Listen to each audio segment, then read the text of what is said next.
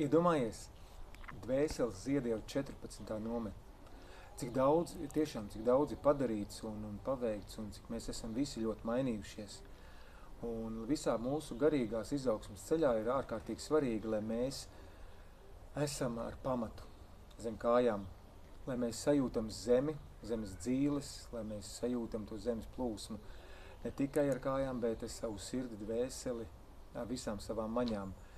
Un tad mūsu garīgie ceļojumi ar sazemēm būs īstais komplekts, lai būtu līdzsvars un tāds absolūts miers mūsu dvēselē. Ikdienā mēs varam iet forši savu ceļu, izpaust savu talantu, savus spējas un piepildīt savus sapņus. Tāpēc es nolēmu šajā nometnē dāvāt jums tādu skaistu, sazemētu bungu ceļojumu, šamanisko ceļojumu, tur lejā uz pazemi savām dzīlēm, ļauties upes plūdumam un satikt tos viedos, tos padomdevējus, kas mums jāsatiek, lai mēs varētu tālāk iet savu ceļu. Būs skaisti, būs rimti, mierīgi, bet ļoti, ļoti dziļi. Tā kā ļausimies bungu skaņām un tiekamies jau pavisam drīz 28. 29. jūlijas Dvēseles zieda nometnē. Dodamies ceļojumā.